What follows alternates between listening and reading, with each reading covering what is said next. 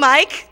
Ed's gonna take it. All right, so now I just wanted to mention that any of your donations would help this very needy cause, from 50 cents to $50. You know, anything will help us with this tragic disaster. We really need you guys' support. Yeah.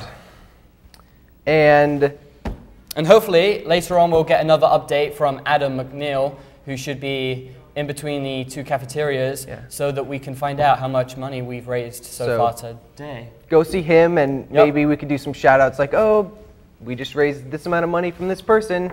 Would you like to hear your name? Yeah. And we could talk about yesterday with the aftershock or earthquake, the 5.9 earthquake. Now, there all the cement was built up, and now that since the 12th, everything came down, and now with the aftershock, nothing huge happened because everything was already down, and I don't think more deaths were reported from that. I'm not sure on that, but I'm pretty sure it was nothing big. It was pretty much just an aftershock. The size wasn't much because there was nothing to rattle. I was watching the news, and they just said they felt some shaking. Not so much. And I just want to say, if you're watching in your 6th period class and your teacher will let you, you can go to donate money, if you have money or supplies, to the conference room in between the East and West cafeterias during A or B lunch. That is today, during A and B lunch. And if you have any of the supplies that we talked about, flashlights, batteries, clothes that you may have brought in, water bottles, toothbrushes, toothpaste, bags, Ziploc bags, garbage bags, sleeping bags, tents, all of this stuff is greatly needed, greatly appreciated. They would definitely love it. And hopefully, sometime soon, we can interview Alexis whenever she gets a moment to come over. Comes back, maybe. Oh, there she is. Come on in. Thanks for joining us today.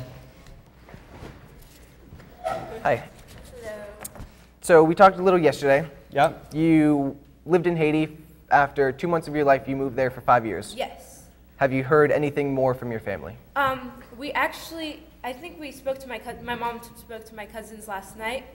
They're still not out of Haiti, but we're trying to get my grandma up and other family members up. And I know my cousins, my little cousins, they're going to go to Miami. They're going to go from Haiti to Dominican Republic. They have to drive through there and then fly to Miami to go to school. Did they say how much damage they got? Yeah. My cousins, actually my family didn't get damage at all. Oh, really? It was, wow. Wow, that's good. Shocking. Yeah. Did they manage to eyewitness the earthquake? And yeah, a lot of them saw it. Actually, one of the guys who helped my uncle, one of the guys who helped my uncle, he actually passed away because he was hit either in the head or the back. The house fell on him, and it was the house next to their house. Wow. Yeah. So it was kind of like a tornado that some houses just get lucky. Yeah. And some I guess so. Are unfortunate.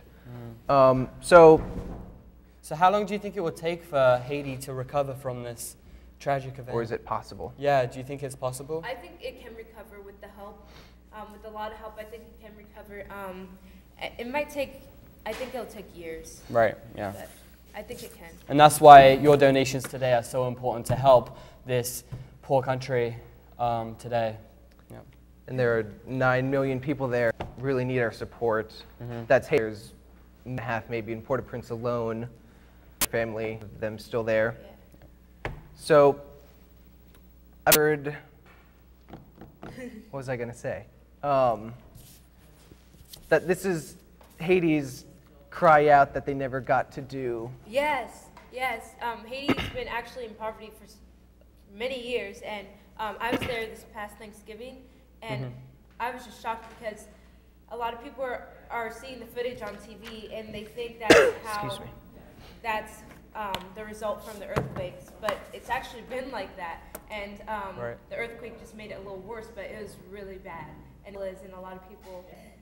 So now, if any time at all, this is when we have to donate. Yeah. And it's actually, it might be a good thing and a bad thing because it's actually cry out that Haiti got, like you said, attention they need. It's unfortunate that something like this has to happen before we actually do something. And I know that all you students who work, I know that you most probably have some loose change or some cash in your wallets that could help for this needy cause. So it would be great if you could donate by going in between the cafeterias to the conference room or donating outside in the buckets provided.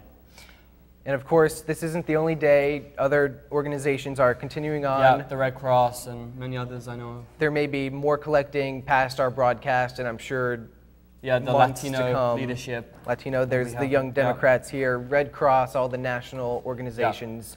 You know, this isn't the end. There's the Harris Rosen Foundation. Sorry. Harris Rosen Foundation. Yeah.